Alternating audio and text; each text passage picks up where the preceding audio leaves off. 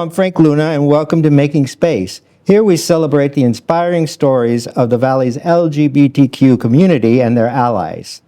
You're tuned into Arizona Barrio Stories, proudly part of the Latino USA TV and Media Network family. Today we continue the second installment of a three-part series entitled The Power Within: Self-Love, Connection, and Community. In our first show, we welcomed David Sotogriego and learned his compelling personal story and how finding his community helped him rebuild his life. Today, we shine the spotlight on that community, Voices of the Desert, conceived in 2008 by the late Ron Casola and described as an unconventional theatrical chorus that inspires advocacy, equality, and acceptance, all through musical performance. Here to give us a more in-depth look behind the scenes of this talented and dedicated group, I wish to welcome Mr. Keith Clark, Artistic Director of Voices of the Desert since 2010. Keith is going to help us give shape to today's topic, Voices of the Desert, Phoenix's choir inspiring inclusion and community through song. Keith, thanks for being here. Absolutely. Good to see you, Frank. Yeah, you too, Keith. Appreciate it. Keith, I'd like to take a deeper dive into Voices of the Desert from your perspective over the years and preview its upcoming summer concert, which is a highlight of your year. I also want to allow enough time at the end to talk about the group's exciting new Be Safe initiative. How does that sound? That sounds awesome. Okay, great. Let's start off with the first question, which is, tell us about your childhood and growing up. Who's Keith Clark? Gotcha. Well, I'm a Chicago boy. The White Sox, all that. Okay. Grew up in the suburbs, and from a child on, I have always been involved with theater, music, instruments, singing, acting, and so forth. And I can remember how I got hooked on it. I was in second grade, and we did The Lion and the Mouse for the entire school. Okay. And I went up and I ad-libbed. I had my magazine in my hand, and I couldn't read it, and I decided to turn it around, and then I could read it. And the audience saw that and started laughing. I'm like, oh my God, I love this. Okay. So I've always been in front of people and always loved entertaining. Did roles in high school at Oliver. I played Oliver in junior high, Brigadoon, and then went to Indiana University and majored in music and business, and did opera there and that kind of stuff. Yeah. Okay. So thought I had to go to New York and see if I can be successful. So went out there and got my SAG card, got my equity card, did a lot of work there, did some small roles in movies, and did some theater, traveling for young audiences. Then I ended up in the cruise industry out in Hawaii as a cruise director. Wow. And then finally made my way to Phoenix, where I finally became the artistic director for Voices of the Desert. So throughout all of that, the Singing Hoosiers is probably, in college, one of my biggest influencers, because we had a choir, we had a show choir, we danced, we sang, and that's kind of the template I used for Voices of the Desert, where we do dance, we do sing, we memorize our music, it's a lot of fun, and that's kind of the influence that I've kind of put on the choir for that. Okay. There's a quote from the American dancer Twyla Tharp that reads, "Art is the only way to run away without leaving home." You created art through Voices of the Desert for 15 years now? Okay. So as the artistic director, you've allowed many of us to run away without leaving home here in Phoenix, I think. What can you tell us about your experience with Voices of the Desert that keeps you serving as the artistic director? Yeah, so Voices of the Desert is a very diversified choir, LGBTQIA+. We have one of those in every, we have all of those in our choir. Sure. And to be honest with you, many people in my choir, almost all of them, have a story like David's, where they've grown up, they've needed to escape, they've needed to find their community, they've needed to find hope. And we have stories of people who, with their art, it has saved their life. So they've been able to find a community of people who are like them, who support them, a family that will lift them up and take them out of some of these really dire statistics that we're seeing. Last year we did a show called LGBTQIA the Musical, where we showed the need from the Trevor Project And if you haven't looked at the Trevor Project and the data and the statistics for our community, I encourage you as an audience to do so, because you will understand the need we have to find community. And that's what this community does. So to Twyla Tharp's comment, yes, this art allows them to rise up out of despair, out of things that they might do to themselves in other environments besides these art environments.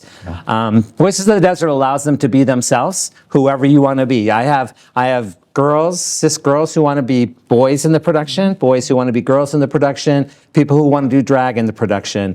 We want them to be their authentic selves, because what that allows them to do is be themselves, right? Yeah. And then allow the audience maybe to see themselves in the show. It's like, I would really like to perform as a male somewhere. Where do I do that? And we allow them to do that in the production. So I love that statement because it really identifies with what we're doing. And you're such a champion, because I've seen your performances, and it's just amazing what a support system you are. And it's clear as to why folks feel comfortable about getting involved. You know, you really encourage them to be comfortable in being themselves, and that's important. What about the program has fulfilled you? So a couple things. I do love seeing the marginalized part of the community really find themselves, find their performances, find their ability to do that. But what encourages me is so many people like David come into the program shy, not really knowing where to fit in, and then slowly and surely they audition for solos. They try to do different things. They learn to dance. They try to do different things and come out of their shell. Mm-hmm. And David, for example, he's such a great example, because when he started, he couldn't even memorize words. He was so nervous and so scared. And now he's an amazing performer. Yeah. He does a lot of stuff, not only for us, but in the community, because of this courage that he has found through the arts. Yeah. And I could tell you story after story of the person who came in, didn't want to try anything, and now they're doing solos, and they come out of their shell, and they're really proud of who they are and how they look on the stage. That to me is the joy of this position for me. And being somebody with your background as a professional, and having been a professional performer and actor, and you're a seasoned veteran. And I know there are similar organizations in the Valley, and to me, you know, I see a lot of myself in David, and I would never feel comfortable going to other performing groups and trying out for them, because they seem so structured and professional. I wouldn't feel comfortable trying out for them. But looking at the Voices group, I'm like, oh, hey, you know, I could see myself. It's a very approachable group, and I think that speaks to a lot of your demeanor and your talent, and you're pro, and you just are so welcoming and make it easy. Oh, thanks. So. And I'll add to that. So people ask me, well, why aren't you doing Broadway, or why aren't you doing other things? You probably could have done that. Yeah. And the thing about that is, when you do a show, when you do, say, Sweeney Todd, right? Mm-hmm. The audience wants to see a specific performance. They want to see the storyline they're used to and hear the songs that they're used to. Whereas with our choir, we can do anything we want. Exactly. We can sing anything we want. We can present it any way we want. We can develop your character. It doesn't have to be the character that everyone is used to seeing. Yeah. And that's the joy of it. It's we get to be so creative in this kind of environment that you don't get to do in other environments where you're kind of stuck with, this is the role. I think it's important too to bring to the audience's attention, you are a nonprofit group, so you are reliant on help from with fundraising, that sort of thing. Yes. What are some of the challenges that you? Yeah, we're broke, so there's that.